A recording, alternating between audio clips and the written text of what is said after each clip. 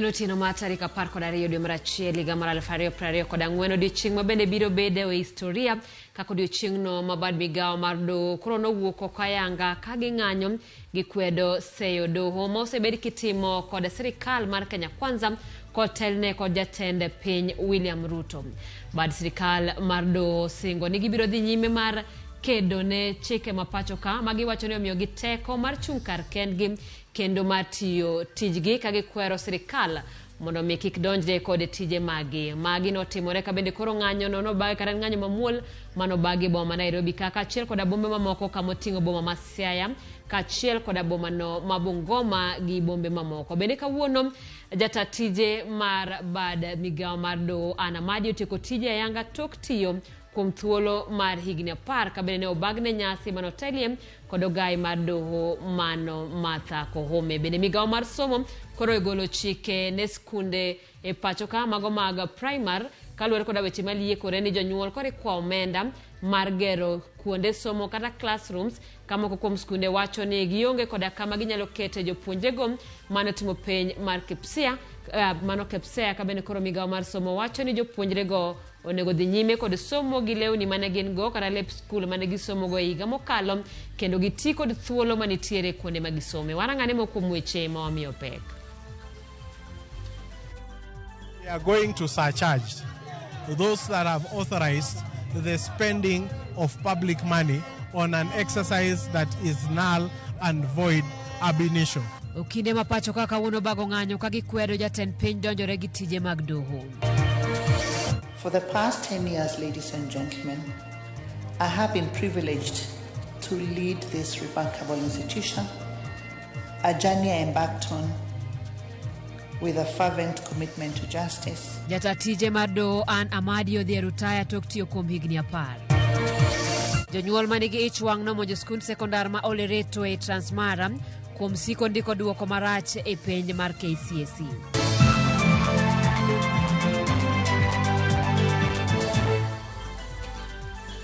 Machiegni nyaka Ramogi pare nyalo tudori kodwa na mar ote machok manaria deka uchiel nono bende yudo wakanyo e mbui mag oganda kamoting'o Facebook yudo achiel kachiel e YouTube bende yudo wa e Twitter kana mano mar X kachiel kod Instagram. Machiegni nyinga Simfrose Okinda jaloko marwa en Belinda Adhiambo. Kawachako en ogai mar ODM Raila Odinga kono jatend piny Kenya William Ruto mondo luor chik mapacho kae kawacho jo Kenya ok bi yie mondo duok piny Kenya e telo mar agoko mane gisewuoke. Odinga ne osir kod jotelo ma opogore mag ODM mane ochopo iko mar jakom mar ODM bade ma Migori Philip Makabongo. Jojuma nigi mathoth. Odinga mane wuoye kinde hik mar jakom mar ODM e kaunti ma Migori Philip Makabongo yugego mag Rongo kama ne oten kod jotelo mamoko e duond bura mar ODM ne wane piny Kenya osiwuok mabor kendo ganda jo Kenya ok nyal yie mondo duok gi chien kod ng'at moro amora. Dealing with a regime that has gone rogue. You know, it took us a long time to come up with this constitution. The struggle to get a new constitution was not an easy one. The same forces who are fighting against evolution are right at it right now, trying to undermine the evolution. So many of these acts are being drafted somewhere, and because they've already taken Parliament captive, they're being passed in Parliament without any amendments. Jatend piny Kenya William Ruto kod ji duto nyaka luor chike mapacho kae ka omedo ni do bende koro nyaka luor wacho bende koro sir kod jokanyo mamoko mag ODM. You are yourself a product of the ruling of that court, and you're saying that you're going to disregard and disrespect the ruling of that court. We will not allow you to do it. Ruto we see today is the real Ruto. The Ruto we have been seeing from 2022, September, was a fake Ruto. This one is the real Ruto. The dictatorship runs in his blood. Odinga wanigi biro chung' motegno kod doho kendo jong'ad bura koro kik bedi kod luoro moro amora. And you can see the orchestrated campaign to intimidate and blackmail the courts. You want to tell the judges and the magistrates not to be cowed. Tell them that we, together with the millions and millions of Kenyans, are behind you. Jotelogo mag ODM bende koro seyo piny owacho kuom tiyo marach kod obila e pacho kae. Mineno, if you are leading a government without the people, you do not have a government. The government belongs to the people, it works for the people, and it is led by the people. Na nafasi umepewa kazi paka usaidie watu wako, paka ulinde watu wako. Na wewe wakati ule hutakuwa kwa mamlaka, wengine watakuwa kwa mamlaka, pia wewe au watalinda wewe.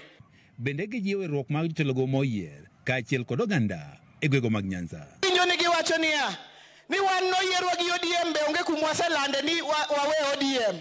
ODM okiwe gi dhok gi gimi wacho. ODM ka timni osechalo gimiwe ODM mano wang'e ni setimori nade iseweyo.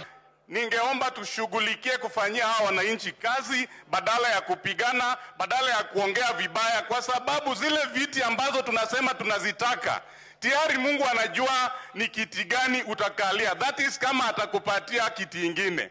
Kwa sasa ni vizuri tuendelee kushukuru Mungu kwa yale ambaye ametupatia. Kata bed ni koko ne obedo chieng' manyoro ma otolne hik mar Makabongo. Babed ni oweyo ka jomoko oyudo hinyruok bang' dhaw ne wuok e kind kweth mag siasa ariyo. Giko to kwe ne obedo e kind hik ka bende onge obila moro amora ma ne ochopo kama ne time nyasi mar hikno bang' jopiny ramo ne giritore kendgi. George Juma, Ramogi TV, Migori. Okine mawuok e gwenge mag Nairobi owuok oko ma kar rombgi kendo yuoro e ng'anyo mamuol mar suro jatend piny William Ruto mondo mi bad migawo mar doho luor. E ng'anyo makamano kinego ne ochwalo ng'ur margi ewi Ruto e od bura mamalo, apisi mar jatend piny kod apisi mar Attorney General. LSK onyiso Ruto ni ok obi duoko piny Kenya e kinde telo mar agoko. Kaka jafwambo marwa mar siasa Chris Owino leronwa, LSK bende obwogo mar donjo ne od bura ponono ni gidhi nyime kod kawo pach jopiny ewi paro mar chik mar gero udi bang' doho chungo chenrono. E laru mar doho mamalo mogik Supreme Court, okinde ma pacho kae okwong'ore gi duol achiel mar rito katiba. Bang' singore mar rito pend chik, ng'anyo mar okinde mar kwedo jatend piny William Ruto kuom dhi nyime kod donjore kod tije mag bad migawo mar doho ochakore ayanga e seche mag okinyi. Ng'anyo makamano ma opong' kod miel, wende kod ote ne jatend piny William Ruto oluwo apaya ma City Hall, Parliament Road nyaka Harambe Avenue. Gichir, mor, chia kod ichwang' okindego otero ng'ur margi e od bura mamalo, apisi mar jatend piny kod apisi mar Attorney General.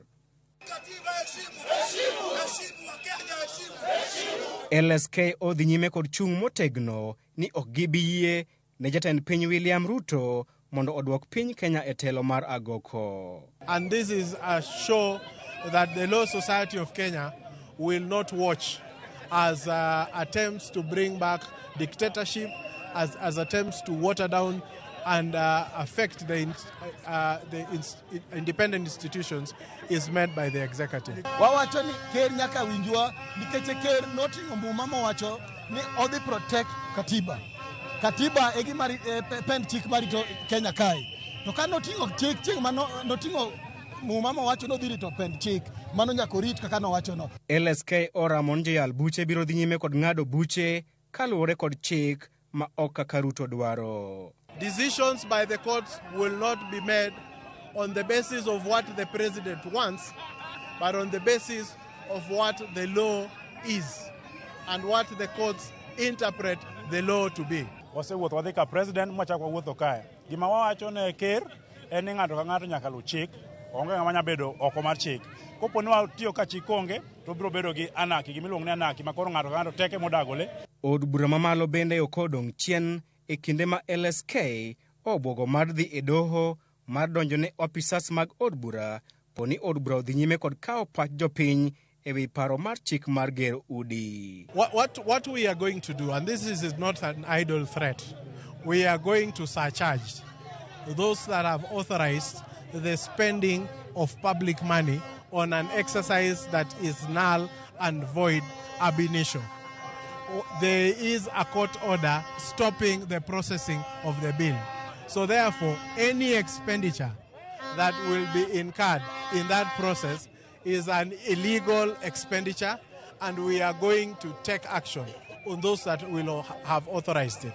And we are putting Parliament on notice that those who continue to disregard the rule of law, particularly our members that spearhead such an exercise, we as a law society will sit down and see what course of action we will take against them. But we will not allow the abuse of the rule of law. Bedegi te nyakalo chike matayo Kenya karaka. Masichi mapodgi kao pach jo piny ko giluo chik, to which means ni gitemo introduce gimilongo ni anarchy, which means ni wadake piny karaka Kenya karaka maonge gi chike. Mama nero, we are not going to agree. Mabiro bang' doho mamalo chungo chenro duto motenore kod gero udi. Jakom LSK Eric Theuri onyiso jatend piny William Ruto kod od bura ni paro mar chik mar gero udi dhi muonyo pi kendo pone gidhi nyime kod kao pach jopiny ataro mar chik. There is only one outcome that can come out of that exercise, an illegality. And so therefore, it is futile to proceed with public participation when it is plainly illegal. They are not going to achieve the constitutional purpose. It is it is like a dress. It's like a dress rehearsal for an event that is not going to happen. LSK bende opuoyo jokanyo magi kuom wuok oko kar rombgi mar chung' kod bad migawo mar doho e ng'anyo ma kawuono. Bende gisingo mar luongo ng'anyo machielo e kinde mabiro. Riwruok mar okinde e pacho kae LSK oseyo jatend piny Dr. William Ruto kuom temo duoko piny Kenya e kinde loch mar KANU. Gisingo madhi nyime kod kedo ne katiba maneno ni ji duto oluwo pend chik. Chris Owino, Ramogi TV, Supreme Court, Nairobi. Okinde mawuok e counties mopogore pacho ka ne oriwre kod jowetegi e ng'anyo ka gikwedo godo lep kod akweda masani jatend piny William Ruto oketo godo mapacho ka. Millicent Adhiambo miyo waler mathoth.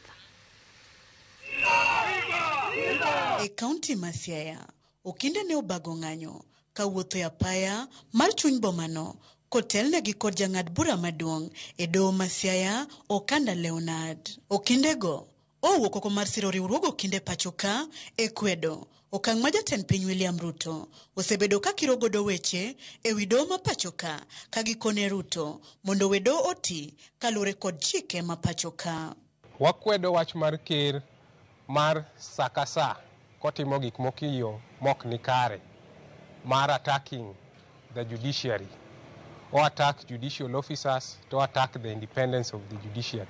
Wawacho ni as long as wantiere kako kinde kod all well wishers man Kenya, wabro neno ni wa protect kendo wa safeguard the independence of the judiciary, kendo wabro neno ni chik emitawago. Mana kaka e county ma Siaya, okinde mawuok e county ma Bungoma bende kotelnegi kod jakom mar Law Society of Kenya makono George Murunga ne osiemo wang' jatend piny mondo we mieno doho kod mibadhi maonge kore gi atache, gikwayo jatend piny mondo luor doho kod chike matayo jo Kenya kolure kod pen chike ma pacho ka. Kane obedo president, noting'o bade malo kendo nowacho ni obro neno ni katiba obedo protected, kendo nowacho ni obro neno ni chike duto mane Kenya ka obedo protected.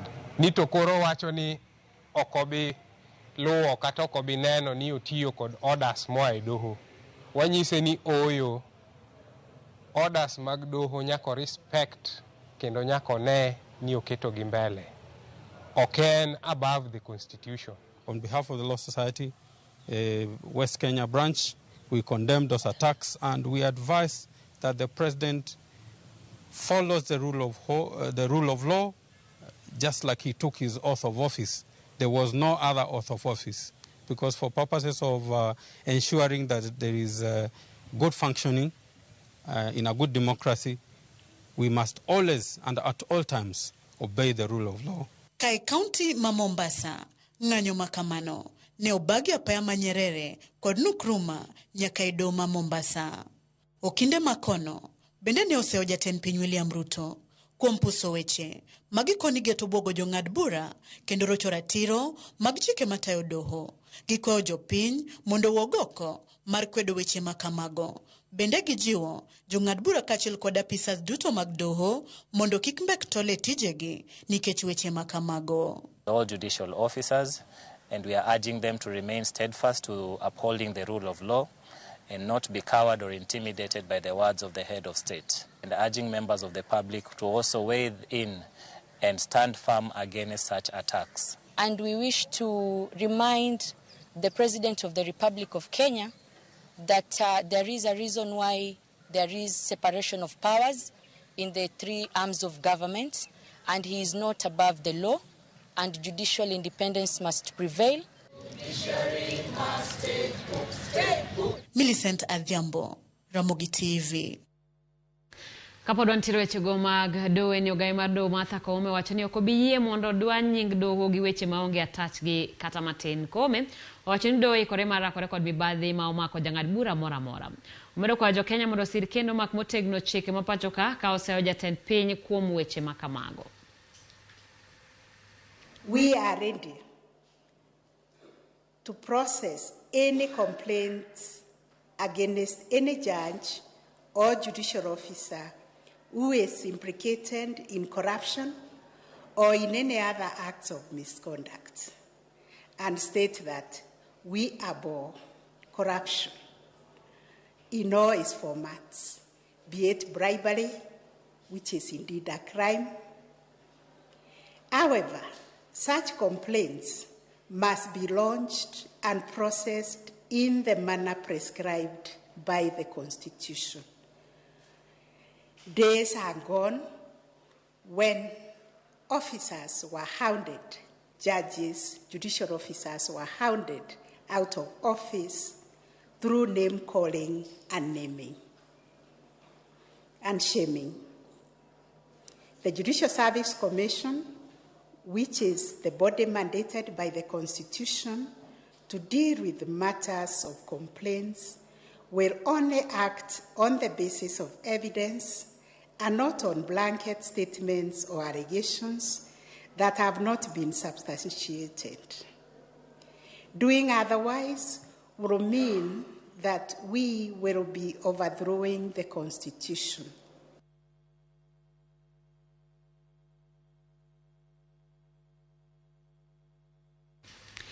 Jatatije mar bad migao mar doho Anna Madi otieko thuolo mar tije ayanga kawuono tok tiyo kuom higni 10.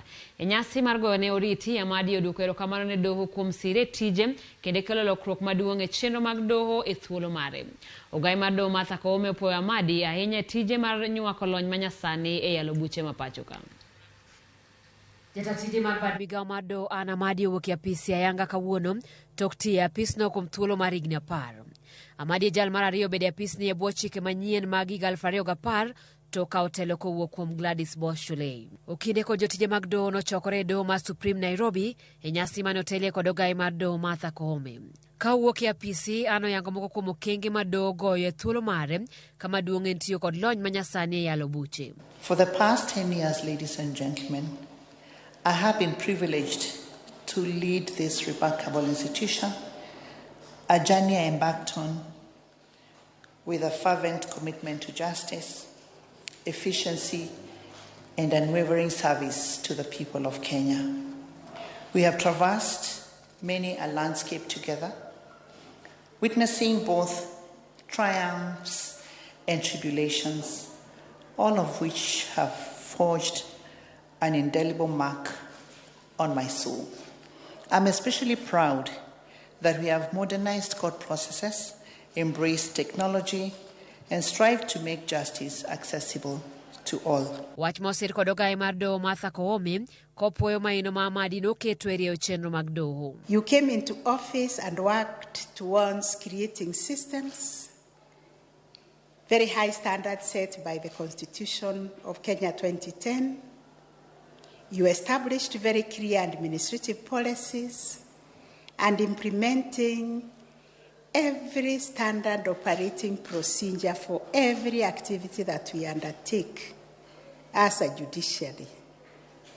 These efforts have significantly helped the institutional performance of the judiciary by creating more efficiency, more transparency, and a very accountable system.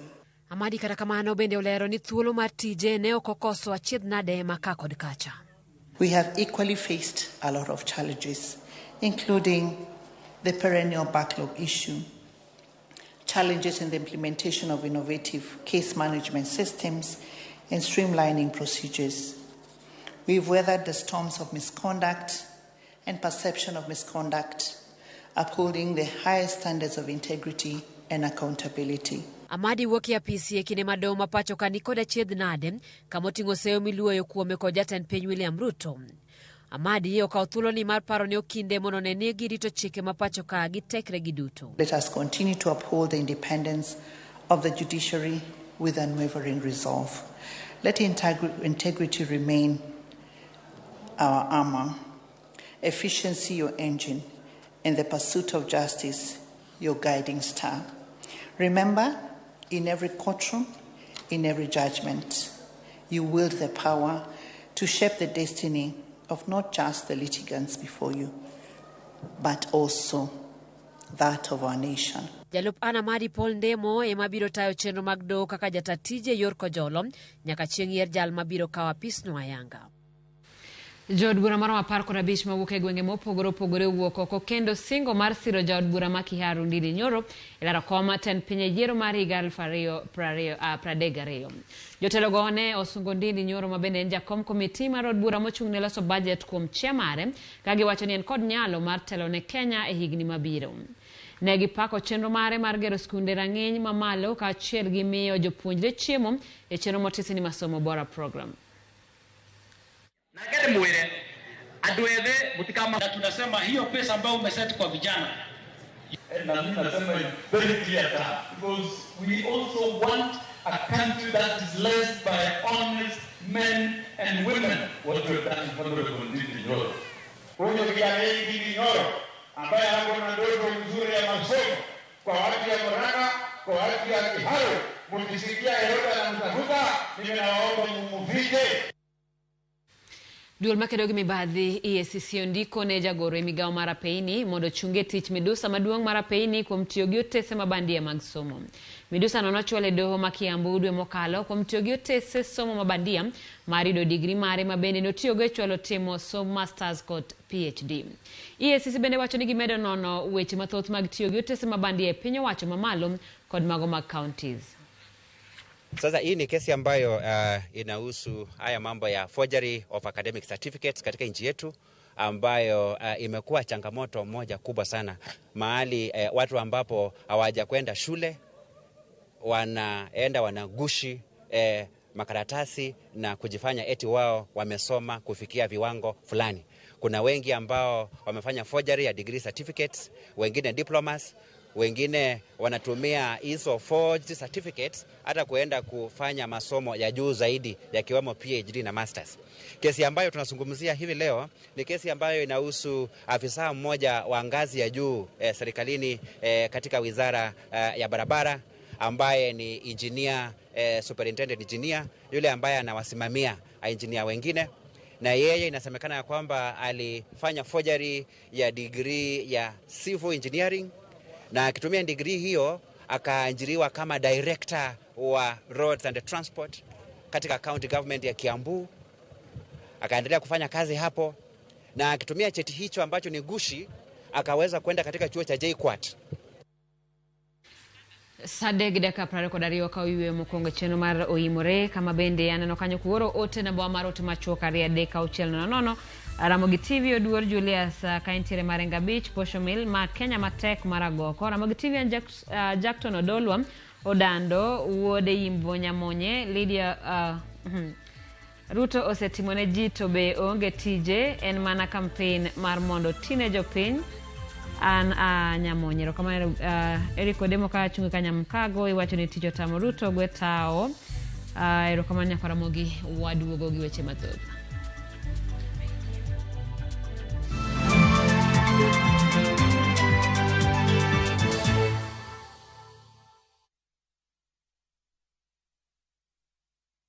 Shabiki Naitwa James Chepkoech kutoka Kericho. Nimekuwa nikicheza kwa mara mingi. Nilianzia SJM. Kwanza mimi sikuamini. Mungu amenionekea. Nimekuwa nikiwa mgonjwa. Hii pesa itanisaidia kwa matibabu. Kwa sababu mimi naendelea na matibabu. Nina kila sababu ya kumshukuru Mungu huyu. Mimi nitaendelea kucheza. Hata kutoka sasa mimi naenda kucheza. Bonuses nazo ni no. Kuanzia 12, 13 and 14 correct predictions. Unacheza na 99 bob tu. Chukua simu yako. Ingia www.shabiki.com. Fungua jackpots. Click on super jackpots. Chambua game zako safi. Review bit slip yako. Ukiona iko sawa, place bet. Alafu sasa unategea game zichezwe. Biki super jackpot. Ni time yako. Mina dai wote twenda hivi.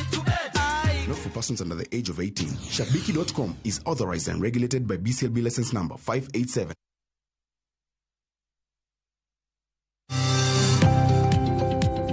Ohala gi mwandu. Wakelo ni jolony e weche ohala. It is important mondo wan kaka joluo wabed gi dongruok. Wafwenyo ni adiera matut mag timo ohala. Tijni kidwa time en mana mashin mar luoko to gi kuminya yude pi. Wawuoyo e wi yore makare mag timo ohala. Kisechopo level mabedo brand, ono beni gimoro amora mitimo en gima timo ang'o makelo pesa. Wakonyi dongo handi ka wami yore mag kano mwandu. Investment group kawache mana gi nyinge no en choko pesa kasto ikete kamoro kasto golo nyinyo. Mabiro konyi e kinde mabiro. Omiyo wakwayo ni ji duto ket pesa gi savings mondo wapuonji kaka gibiro tiyo godo. Riwri kodwa chieng' tich ang'wen saa 1:45 otieno. Mana e Ramogi TV.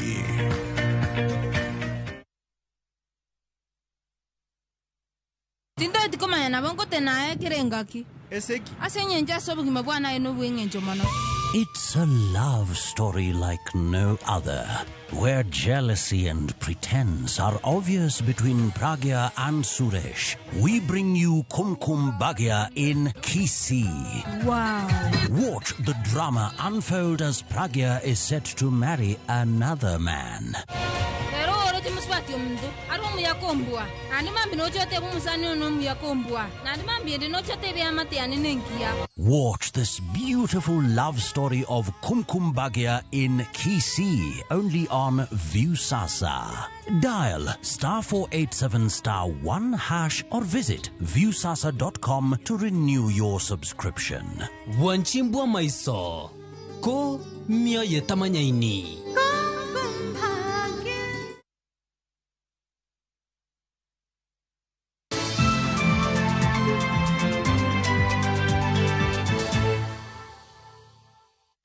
Machiegni kendo migawo mar somo kwero skunde mondo we juogo jonyuol omenda mar JSS ka giwuondore ni giyaro chenro mag puonjo no. E andika mane oorne skunde, migawo mar somo golo lai ma skunde winjo luwo ne jopuonjre mag JSS. Jopuonjre duto maheo $1.2 mane otimo penj mar KPSEA higa mokalo dhi riwore kod grade mar 7 e skunde mag JSS mantiere skul mane gisome. Jopuonjre mag grade 7 biro tiyo kod klas mane jo klas 8 ma higa mokalo tiyo godo. Jopuonjre mag grade 7 oyienegi tiyo kod lep skul mane girwako ka gin e grade 6 e sama jonyuol nyiewo lep skul manyien. Skunde bende osiem owe nyiso jonyuol ogol pesa mar gero klese manyien ne jo grade mar 8. Piny owacho olando ni gichano tiyo gi $2.8 mar gero klese 15,000 kod 15 mag JSS e higa achiel mabiro. Kamano bende migawo mar somo olando ni omenda maromo $7.6 mar siro somb JSS nosepuodhi kendo biro donjo e aguche gi, omiyo kik gijuog jonyuol pesa moro amora. Migawo no onyiso apisage mag somo e gwenge one ni chike lai mag tayo JSS kod klas 9 olu makare.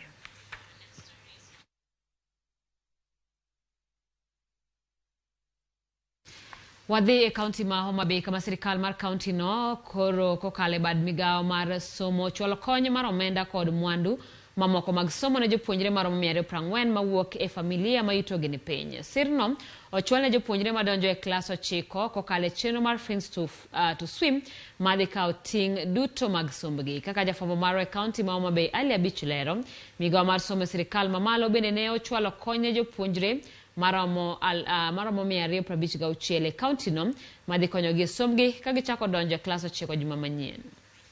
Friends to Swim. Father and deeper. Friends to swim. Jopuonjre 240 go gin moko kuom jopuonjre manore e piny ma klas 8 ma higa mokalo e kaunti ni to wuok e familia ma yutogi ne piny kendo ne okawgi 6 e ward ka ward kuom wards 40 mantie e kaunti ni. Jopuonjre go ne yudo sir mar somo kata scholarship e bwo chenro ma sirikand kaunti ma Homa Bay ne ochako ma ong'ere ni Friends to Swim, kama jopuonjre go mane yudo sir e tielo mar 2 mar chenro no sirikand kaunti dhi kawo ting' mar puonjogi nyaka chieng' moro gitiek sombgi.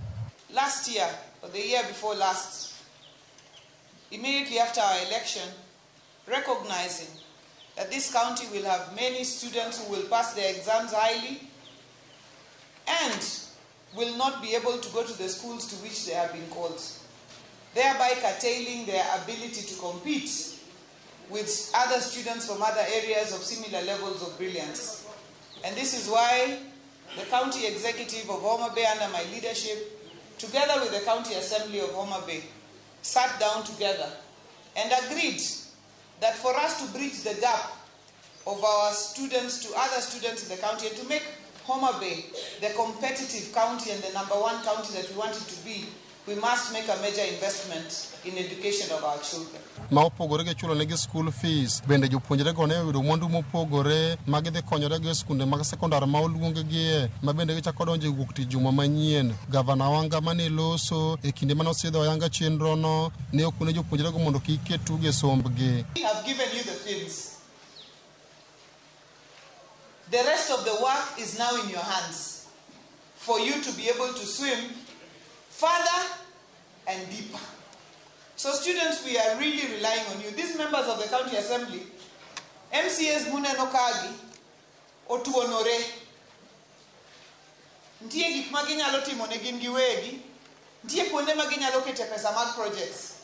To ne giwacho ni wawinjore ni kar mondo watim gik mamoko, wakuong wachaka ne gisomo. Jalup Gavana Oyugi Magwanga kod jatend migawo mar somo e kaunti ni Martin Opere ne okone chenro makamano geto ting'o malo rang'iny mar somo e kaunti ni kama ne gijiwo jopuonjre manie bwo chenro no mondo ket pachgi e chenro mag sombgi. Concerted effort. The parents okaw nyathini itero ni school. The sanduku ni kanyo, fee ni kanyo, everything ni kanyo. Yours is to pray for them. Advise them to remain respectful. Anyone who comes back here with a mini grade of B- and below, we will not support you to move to Form 2. Kumachielo bende kwand jopuonjre madirom 256 e kaunti ni ne oyudo sir ka owuok e bad migawo mar somo e sirikal mamalo ma bende okawo ting' mar puonjogi nyaka chieng' moro gitiek sombgi. Ali Abich, Ramogi TV, Homa Bay. Chenro mag somo ne ochung' e skund sekondar ma Olereto ma yudore Transmara tok jonyuol bago ng'anyo ka gikwedo duoko marach ma skund osebedo ka ndiko kinde ka kinde. Jonyuol gi jodak go wacho ni skund osekwedo wigi kuom higni 10 ka thoth jopuonjre oyudo D e penj KCSE mokalo. Giseyo board mar skund no kuom koso kawo okang' ne Moreto mar reso duoko mar penj. Gidwaro ni owil japuonj maduong' mar skund no kendo ne kaka skund no mokiko jopuonjre ochako loko duoko mar penj maggi.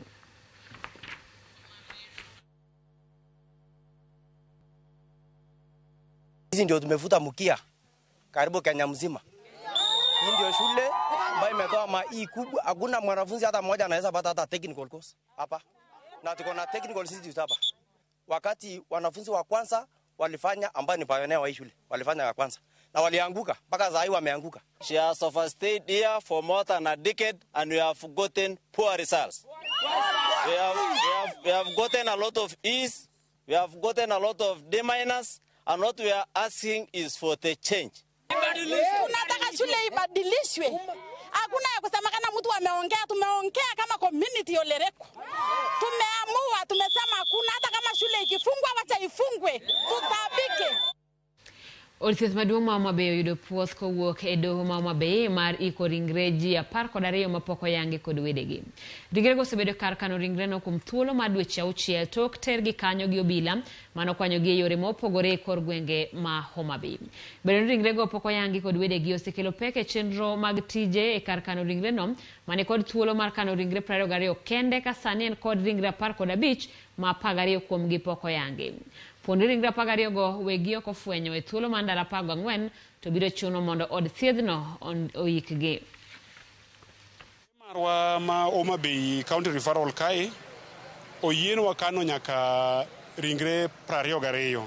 Sani wan gi ringre 15 kuomgi 12 gin mane okel to pok ng'ata owuok ayanga ni mano achiel kuom ringre margi. Koro nyoro, odiochieng' manyoro, ne waseyudo oboke mowuok e doho ni moyienwa ni mondo koro waik bodies go kata wanyalo timo go gimoro amora mwahero. Koro omi jopiny odiochienge 14 marumo tarik 25 dwe ma wantiere ni.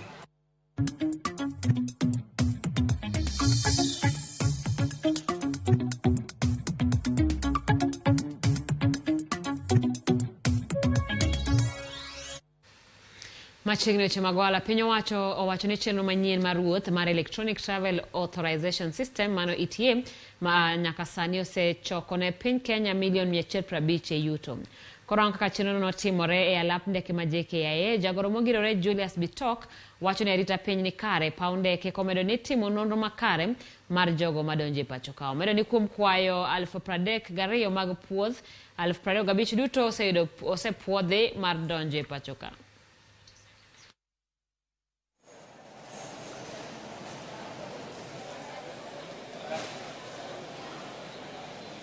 We have been able to approve 25,000 ETS for people to come to Kenya, travelers coming on tourism, coming on business, coming for investment, coming for different reasons. And we are happy to inform the country that the system is robust, it's working very well, it's very efficient.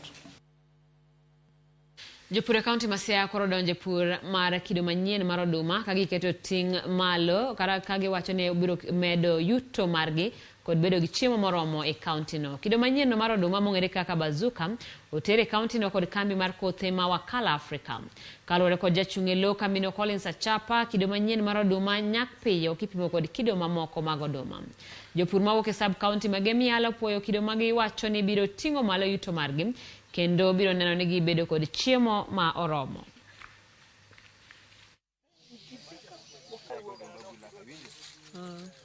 Koro no oywaya manakawo paket achiel manapidho. Kama napidhe aneno kotimo maber kendo ogolo ariyo, ng'enyne ogolo ariyo. Koro anyalo wacho ni kodhi ni ok en kodhi marach. Another thing en ni ajapidho ga DK, but DK ni one challenge ne ochiek kae inacheka ong'amo dhoge. Koro ka koth nitie to tow, to mae to neno uma dhoge. Kana biro kode game name farmers mane wuok Ndia, that is in East Game, and due to the feedback mane gichiwo kodhi ne ber ma nomoro wakaka jo bazuka bo wacho ni at least kawuono wabi game field day North Game kar kae mondo wanyis jopur ma bat kodhi mar bando mar bazuka. Jokanya sekta mar sukari e kaunti ma Busia okwedo kuo mar niang' ma giwacho ni ketho wandgi ka bende giseyo riwruok mochung' ne weche pur mapacho ka mano Agriculture and Food Authority ma giwacho ni pok okawo okang' kata bed ni gisebedo ka gichwalo ywakgi. Millicent Adhiambo nigi ler mathoth. Kane giloso sama chuok bang' bedo gi romo, jopur niang' okotelne kod jakom margi Juma Ibrahim wacho ni achiel nade ma gisebedo ka gikaloe en kalure gi medruok mar kuo niang' ma itimo gi moko kuom kembe mag sukari makono. Ile kitu tulizungumzia hapa sana ni kwamba hii mambo ya poaching miwa, na hii poaching inafanya both wakulima na millers wanapoteza.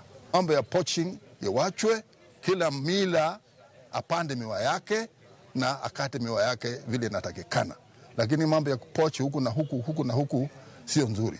Na mimi najua ya kwamba hii poaching inaumiza sana Busia, kwa sababu watu wanatoka nje na wanapoach miwa kutoka Busia. Na at the end of the day itapatikana ya kwamba tena hizi mila za Busia zitafungwa hivi karibuni kwa sababu hakuna miwa. Korka Kore, maneja mar kambi mar sukari ma West Kenya Olepito, Gerald Okoth, wacho ni kuom mar niang', timre seche makembe moko ok ndik kwan jopur maginyalo konyo iko niang' nyaka seche ma ikae machunogi nyaka gikaw niang' mapok otegno kowuok e puothe. Jambo moja ambalo sijaelewa ni kwa sababu inawezekana ni kuwa kitu inasemekana survival of the fittest, lakini ukikata miwa kama ni changa, kama mkulima unapoteza. Na kama kampuni pia sioni unafaulu vipi, kwa sababu utapata molasses na pengine bagazi. Hata bagazi haitakuwa ya kutosha. So ningeomba ya kwamba pengine nafikiria yeyote ambaye anakata miwa ikiwa gali changa anataka kuharibia wale wenye wako na miwa, kwa sababu miwa yenye tumepanda na tumepanga tunajua itakatwa wakati fulani. So siwezi enda kuikata kama haijakomaa. Apisa mochung' ne chendo marego sukari e kambi mar Mumias George Sagala to kwedo weche jopur niango kowacho ni kambi mar Mumias pok oyudre kod timbe makamago. Ka jatend jopur e kambi ma Busia Sugar Meresha Achieng' to wacho ni ng'eny jopur ok chop winjruok mar andika magiketo e kindgi gino mowacho ni osekelo tungni makamago. We operate under regulations of AFA as there, and it is not fair to say that we are mainly poachers. The question of poaching is all over the industry. Farmers should be honest, they should be sincere. If they know you belong to this miller you have contracted, do not be tempted again to cross over to another miller. Let us continue honoring the contracts that we have signed by various millers, and such kind of issues will not be coming up. Jopur niango to kata kamano seoten riwruok mar Agriculture and Food Authority magiwacho ni pok owinjo ywakgi. AFA haijafanya kazi yake nzuri, kwa sababu saa hii industry inaendelea bila regulations kwa miaka mingi.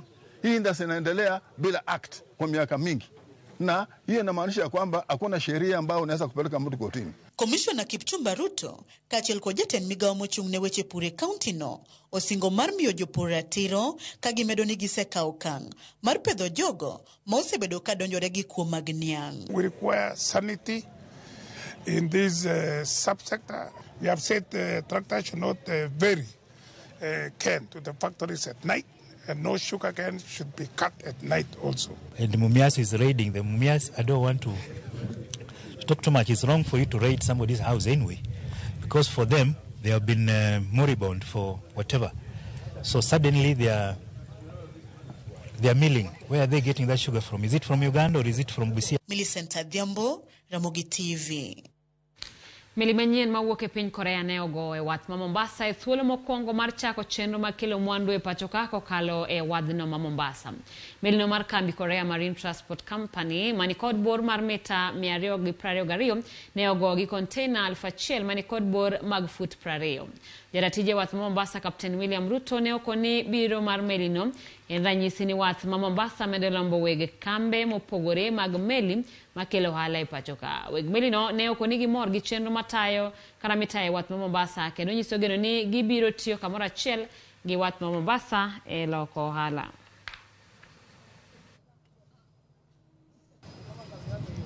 We're promising to give them the best service, because for any shipping line to make a decision to call into a port, they must have also done some of the due diligence. And part of the due diligence is how long will the ship be waiting. Like today, this ship just arrived today, and we gave a priority, and we just docked her on arrival. So this is also reducing cost to the shipping line, and also reducing cost to the receivers of the cargo, that you're receiving your cargo on a timely basis. It's come from China, and it will be, the next port of call will be Dar es Salaam after this. And it's a new service that has been started by KMTC. It's because of the confidence of the line in the region, and they see potential in Africa. That is why they have started this new service. So we expect good things to come for Africa. Tukiendelea kufanya kazi vizuri kama vile tunavyofanya, basi meli zingine pia zitaweza kuja hapa na kuongeza kuleta mali hapa, na pia ni kuonyesha kwamba pia kibiashara na kiuchumi Kenya inasonga mbele.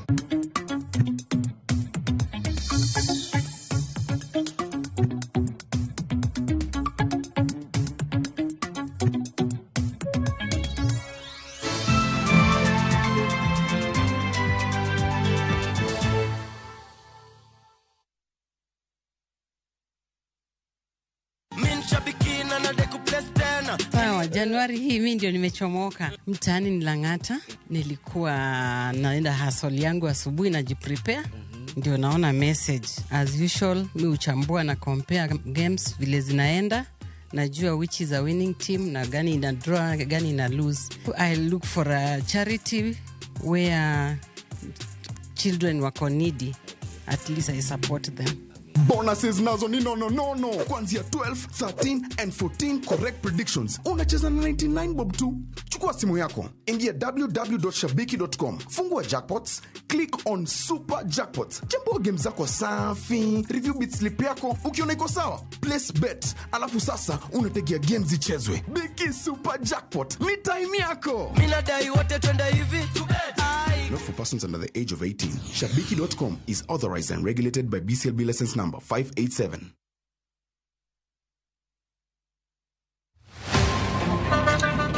Tuanze kulipa kadi sasa. Na kadi ni cashless. Umesema tunaweka pale? Na kwa ile namba. Mimi niko na cash. Nisaidie hiyo do na namba yako ya simu. Na kusote.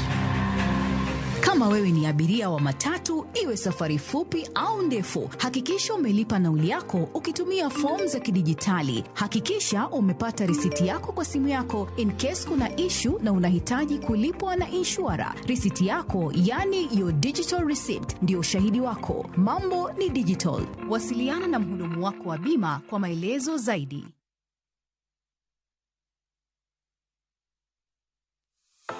Book your hotel online with View Travel. Open Google or any search engine of your choice and key in our website www.viewtravel.com. At the top left side, click on the accommodation tab. Choose over 900,000 hotel options to suit your vacation needs. You can also choose from over 1,000 location beach, bush, cities and more. Contact us on www.viewtravel.com or 0703 254 254. Viewtravel.com. Dream, explore, discover.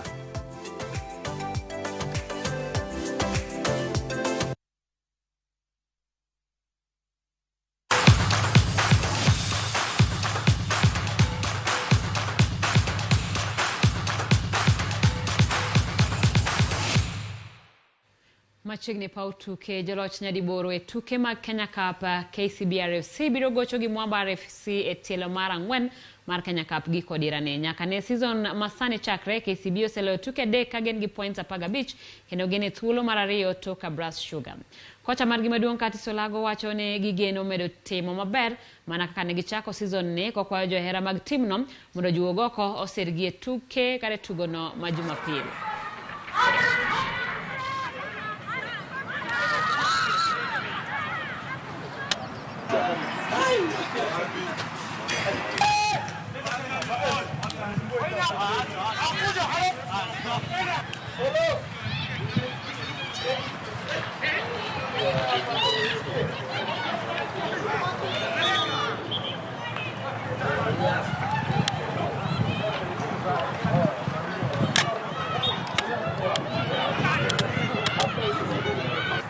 I think we are settled down and we've had a very good preparation for the game. We're going to play against Mwamba. We think that, we believe that they play a very unstructured kind of game, but we will approach the game with the respect that they deserve, and we'll try and stick to our structures and try and see if we can tick a few boxes that we didn't tick in the first 3 games that we played last year. Tuke mag final mag Safaricom Chapadimba chakora Yanga kinye boma Mombasa. Finals go ibiro goye alap Mbaraki Jumamos gi Jumapil. Timbe ang'wen mag chuo kod ang'wen mag nyiri biro laro simbono. Timbe go wuok e counties ma Taita Taveta, Kwale, Mombasa, Kilifi, Lamu kod Tana River. Kambi ma Safaricom tiyo gi tuke gi e Yango kendo Nyayo, Talanta mag rowere.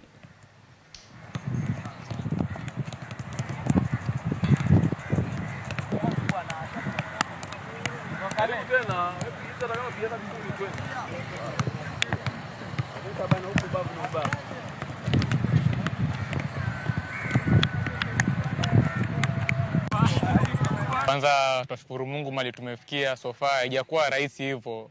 Kumekuwa na challenges hizo games zingine, kumekuwa tukisumbuka na fatigue nini, issue tu nyingi, but kitu moja tutaregeshia shukrani kwa Mungu. Then kwa mashabiki ni vile vile tu tumekuwa tukitrain poa na wastarajia anything less than ushindi. Kwa kusema kweli ni first time yetu kama Bandari kuweza kuingia kwenye michuano hii. Tumekuwa tukiona ikifanyika na tumeona pia zimekuwa successful. So this time round tukasema lazima na pia sisi tuweze kuregister, tuweze kuingia. So tumeingia, michuano imekuwa migumu. Tumeweza kukutana na timu ngumu. But tunashukuru Mungu sababu kila kitu ni Mungu na wachezaji wangu wamejitolea mpaka level hii yenye tumefika tunaweza kurepresent Pwani. Tim maradhula marke sibiondi kwa jotuga berio mawelo makorore rekod gi chakre duene ma en motelo ne tugo